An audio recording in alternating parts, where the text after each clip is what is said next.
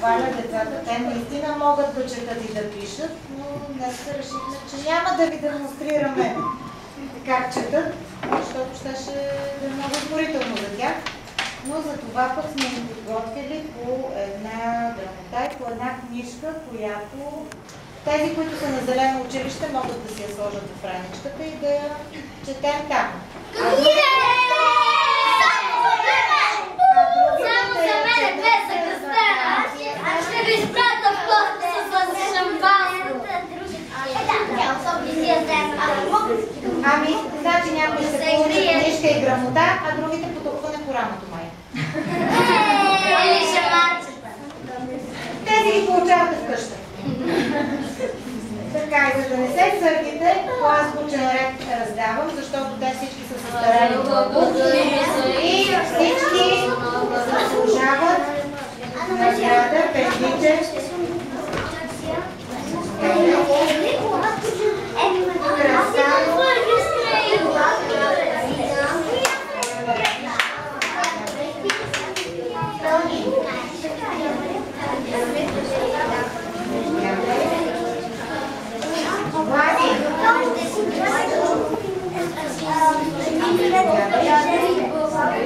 Гопо къде е?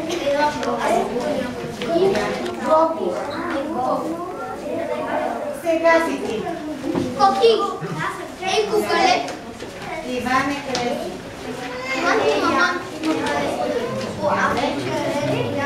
Кристияне.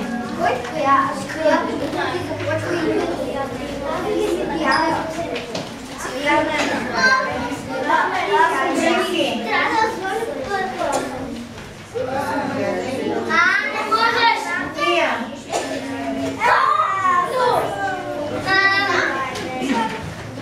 Самуил и Яна, бихте ли са станали кротички? Това ли накрая? Ще ви дам такава средно.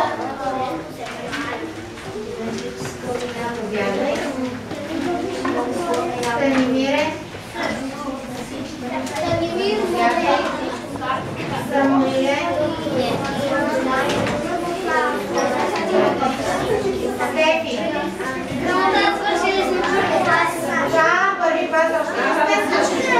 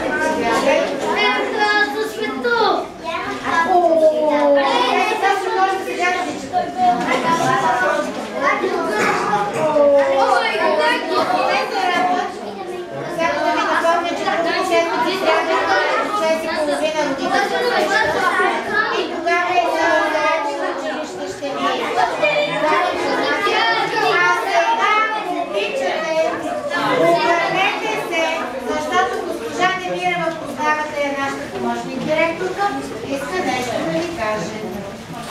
Аз искам да ви благодаря, че ме поканихте на този празник на буквите, мен, а съответно и вашите родители.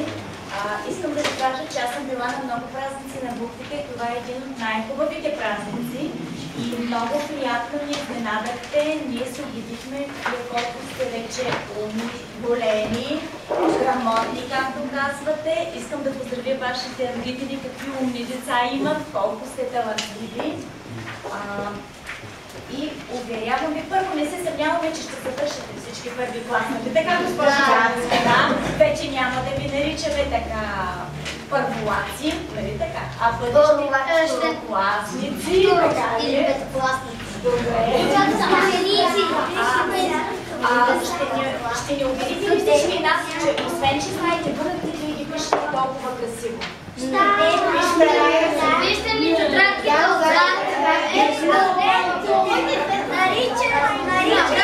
са ми отзад. Може ли групичката? Накрая само ще ни кажете имената на братята, снимат по тези букви?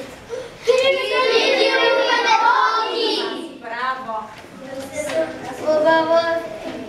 Хубаво е и лесно.